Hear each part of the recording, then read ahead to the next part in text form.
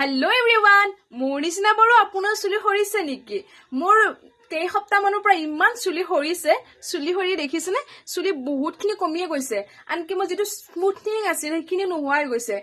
মই কেই সপ্তাহ মানৰ পৰা হোম ৰেমেডি এটা ইউজ কৰি আছো, যেটো ইউজ কৰি মই বহুত বেছি ভাল ৰিজাল্ট পাইছো আৰু যেটো নেচাৰেল হয়, কোনো একো কেমিকেল নাই।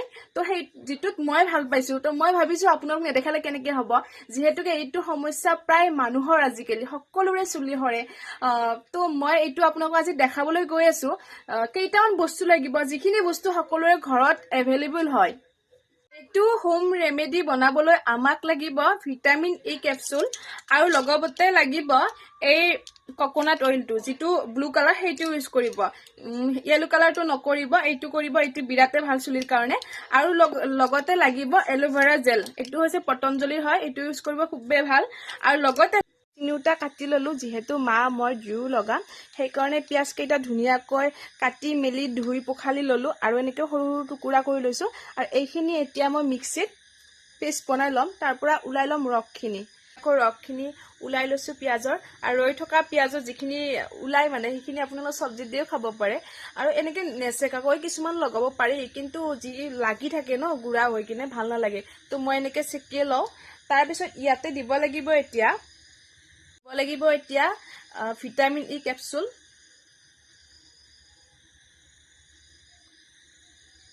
এটা দি দিছো, যিহেতু মা আৰু মই লগাম চুলি অকণমান তো এটাৰে হৈ যাব। আৰু ইয়াৰ পিছত দিব লাগিব এলোভেৰা।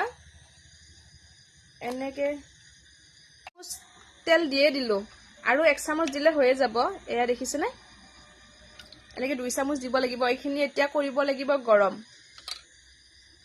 এনেকৈ চচপেন এটাত পানী গৰম হ'ব দিছোঁ, তাৰে ওপৰত বাতিটো দিছোঁ, বাতিটোৰ ওপৰত গোটেইখিনি ইয়াতে মিক্স আপ কৰি দিছোঁ, আৰু এইখিনি অকণমান গৰম হ'ব দিম। গৰম হোৱাৰ পিছত এয়া চাওক, গৰম হৈয়ে গ'ল। গৰম হোৱাৰ পিছত অকণমান ঠাণ্ডা কৰি ল'ব। গৰমে চুলিখিনিত লগাই নিদিব, কাৰণ কি চুলি যদি সেনেকৈ লগাই দিয়ে চুলিখিনি আপোনাৰ বেছি সৰিব। তাৰপিছত এনেকৈ লগাই দিব, লগাই পেলি অলপ মেছাজ কৰিব, আৰু বেছি সময় মেছাজ কৰিব আৰু বেছিকৈ লগাই দিব। আপুনি চাবচোন, এসপ্তাহ লগাব, বহুতখিনি প্ৰমাণ পাব। আৰু ময়ো নিজে প্ৰুফ পাইছোঁ, সেইটো কাৰণে আপোনালোকক জনাইছোঁ। মই একদম গোটেই মূৰটো দেখিছেনে পানীৰ নিচিনা কৰি দিছোঁ। আৰু ৰাতিপুৱা এইখিনি মই ধুনীয়াকৈ ধুই দিম, শ্বেম্পু কৰি দিম। তাৰপিছত চুলিখিনি ধুনীয়া হ'ব। আৰু আপোনালোকে ইউজ কৰি চাবচোন, মই ভাল পাইছোঁ। আপোনালোকে নিশ্চয় উপকৃত হ'ব এই ভিডিঅ'টোৰ পৰা। যদি আপোনালোকে এই ভিডিঅ'টো কিবা শিকিব পাৰিছে, তেনেহ'লে শ্বেয়াৰ কৰি দিব। আৰু আপোনালোকে, মই আশা কৰিছোঁ আপোনালোকে এইখিনি কৰি চাব, আৰু কেনেকুৱা পায় মোক এটা কমেণ্ট দি জনাব। তেতিয়া ভাল লাগিব, আৰু তেতিয়া মোৰো ভাল লাগিব যে মোৰ ভিডিঅ'টোৰ পৰা কোনোবাই কিবা অলপ শিকিব পাৰিছে। আৰু যিয়ে নহওক, ভিডিঅ'টো শেষলৈ চোৱাৰ বাবে ধন্যবাদ।